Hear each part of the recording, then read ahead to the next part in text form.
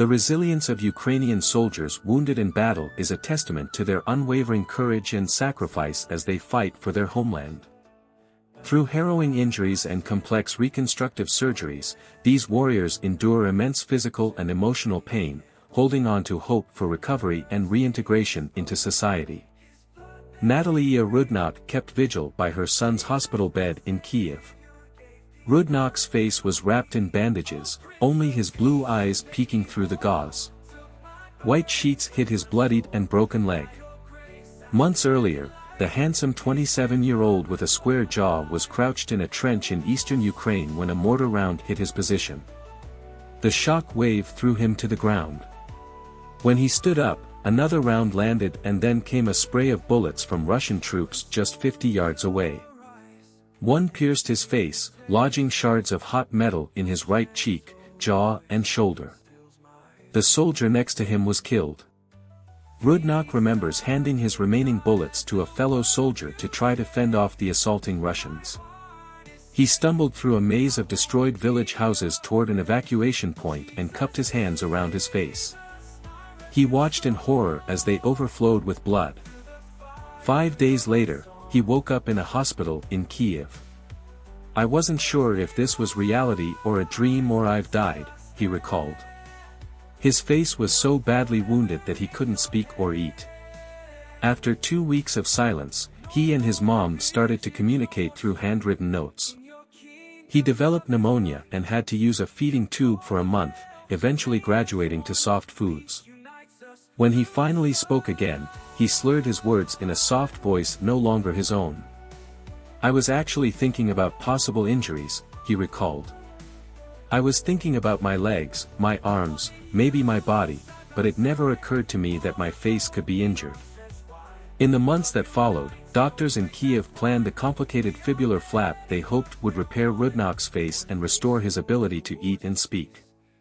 Unlike many other soldiers, he hadn't also lost a leg and could afford to give up part of a bone in his calf to try to heal his jaw. After months of scans, 3D models and other preparations, the surgery started well. On a cold winter morning in Kyiv, 2 teams of doctors stood at opposite ends of the operating table.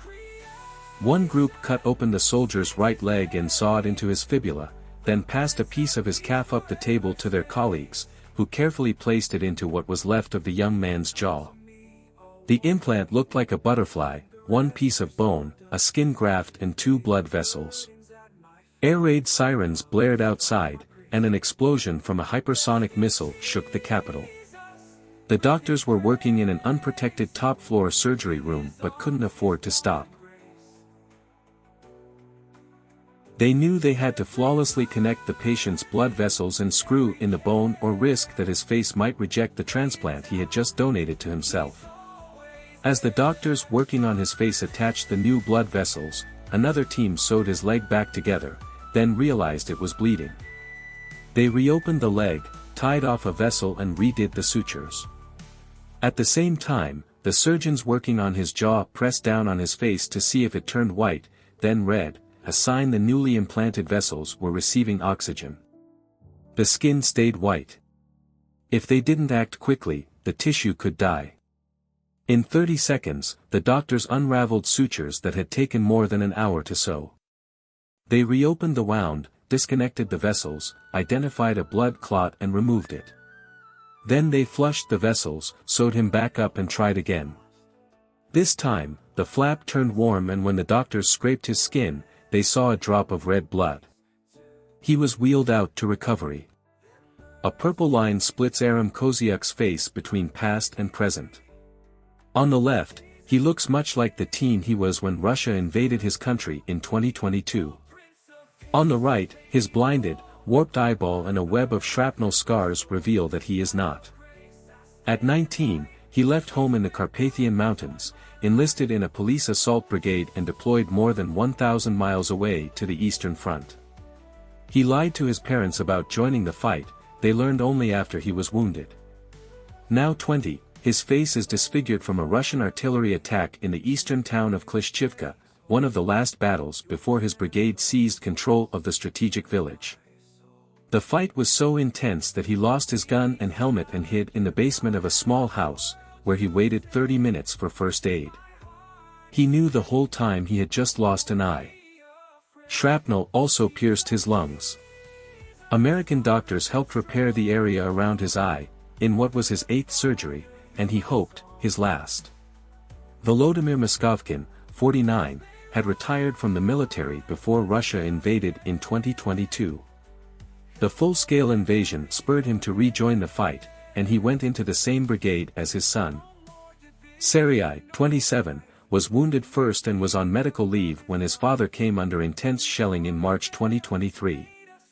The attack severely wounded the elder Moskovkin's head and face. He fell into a coma and has had at least 7 surgeries since, including on his brain and the right side of his skull. American doctors were scheduled to repair his eyelid and his nose, part of which was ripped off in the explosion. Moskovkin planned to redeploy again as soon as he was well.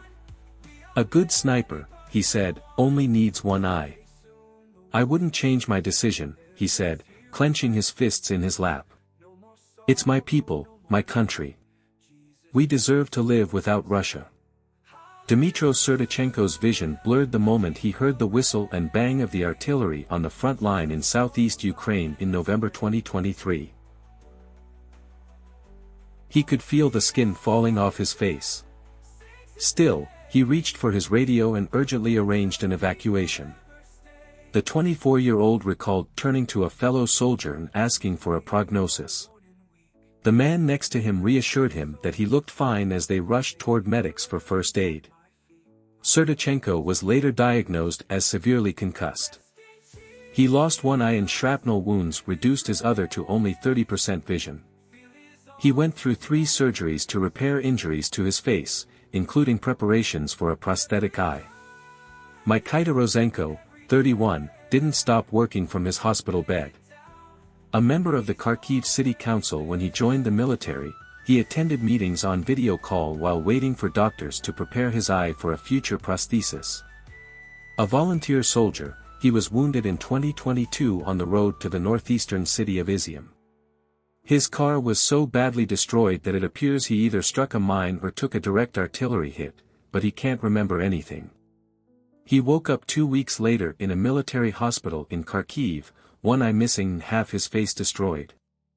At first, he said he wanted to go back to fight. But as time passed, he said he lost such motivation and belief. He knew he was lucky to have survived at all. Out of the 500 people in his original battalion, he said, maybe 100 were still alive. In the bed across from him, Anatoly Kolovny, 35, described how in 2023, while fighting for the besieged city of Bakhmut, he took shrapnel to his right eye, ripping it from the socket. His relatives survived months of Russian occupation in the Kharkiv region. He is one of 4 boys in his family, all of them are fighting for Ukraine. He had already had 7 surgeries, including one that took a skin graft from the top of his head and another that used a piece of his lip, and expected at least 2 or 3 more. Still, he was searching for ways to return to the front. "I've tried 1,000 times to go back," he said. "Someone has to fight." Ukrainian doctors are managing a huge influx of facial injury patients and are occasionally supported by teams of volunteer surgeons and nurses from abroad, who assist in performing rapid-fire rounds of surgeries, sometimes dozens in a week. Stephen Orton, a cosmetic surgeon from Texas, has visited Ukraine regularly since 2022 to train Ukrainian doctors and perform floods of surgeries that could have taken months using only Ukrainian resources. In 2024, when Orton and more than a dozen other surgeons visited Kiev, patients filled the rooms of 2 hospitals in the capital, staking their futures on procedures the doctors hoped could repair their wounds. Some would undergo fibular flaps like Rudnock, and others would need other complex procedures like ocular implants. "These injuries are worse than anything we train on," Orton said. Stuart Seif, an ophthalmologist from San Francisco who traveled with Orton, said the injuries are so horrific that most of his patients survived only because of the skill of Ukrainian first responders, who have trained for years on the front line. "In any other war we wouldn't even be seeing these people because they'd be dead," he said. "The work that has gone on before us is nothing short of remarkable. The surgeries take months to prepare. But they are worth it. They offer the promise of reintegration for soldiers who are often so badly disfigured that they have withdrawn from society. When soldiers return from the front without legs, they receive prostheses and adjust to their new reality.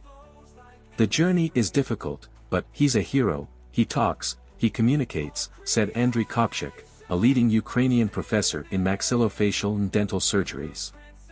But with a distorted face, he feels ugly and children are frightened, Kopchik said. They are totally anti-socialized. These procedures became even more difficult in Ukraine this year, when one of the country's top bioengineers qualified to create the 3D models for the operations was drafted to the army. An active-duty tactical medic, he can now only design face models from military positions between other tasks. When he is on a mission to retrieve wounded troops from the front, soldiers in hospital beds across the country have to wait for him to come back online before doctors can proceed with scheduling surgeries. In the days that followed Rudnok's surgery, he lay in a hospital room surrounded by other soldiers whose faces had been destroyed in combat. Doctors stopped by every few hours to scratch his cheek. If it bled, it meant the surgery had worked. If it didn't, the process would have to start all over again. He was lucky. The flap seemed to be taking. 2 weeks later, he was released. In the months that followed, his face would stay severely swollen, another patch of skin would need to be taken from his leg to repair the graft, and he would need laser treatment to remove leg hair that started to grow inside of his cheek. But eventually, his voice grew stronger, no longer as muffled by the injury as it had been before. Teeth implants, impossible before the major surgery, meant he could eat some of his favorite foods again, especially shashlik, Ukrainian grilled meat kebabs. Other patients never had the chance. The last time Anatoly Babika's family spoke with him, he was digging trenches in the eastern town of Chasiv Yar. Drafted into the fight from the far western city of Uzhhorod, the 53-year-old was sent with little training to the besieged city of Bakhmut, his brother-in-law Mykola Kostik recalled. Then, in April 2023, Babik went offline for a week. On May 5, the family received a call. Babik was in a hospital in Kiev. Doctors presumed he was shelled and then had a stroke. He was missing the lower half of his jaw, couldn't speak and didn't seem to remember what had happened. Since then, he has wasted away, surviving on baby food. Kostik, a driver, had to sell his van to help pay for a full-time nurse. Doctors hoped a fibular flap like Rudnok's would help restore his ability to speak and eat and that his family could at least take him home. Kostik staked all hopes on the visiting team of American surgeons trained to perform procedures that might restore some sense of normalcy to Babika's life. But when they wheeled him into the operating room this past spring, their hopes were dashed. Babika's blood pressure dropped so low that they had to cancel the procedure. He was nearly twice the age of Rudnok and half his size, just too weak for the anesthesia needed to even begin. Babik woke back up in the same hospital bed, no cut to his leg, no bandages on his face, no doctor scratching his cheek to see if it bled. He had no way to communicate and no idea what would happen next. His brother-in-law stood by the doorway, nearly in tears, as doctors rushed around the hallways, their attention now on other patients. He knew the American doctors would leave soon, that more troops would be wounded and that the waiting list would only grow. What can I do? It's war, he shrugged. It's not up to him, he said, pointing at Babik. And it's not up to me, he added, pointing to himself. As the war rages on, the resilience of these wounded soldiers serves as a powerful reminder of both the human cost of conflict and the unbreakable spirit of those who fight for their homeland. Their struggles for survival, recovery, and reintegration underscore the urgent need for continued medical support and a future where they can live with dignity beyond the battlefield.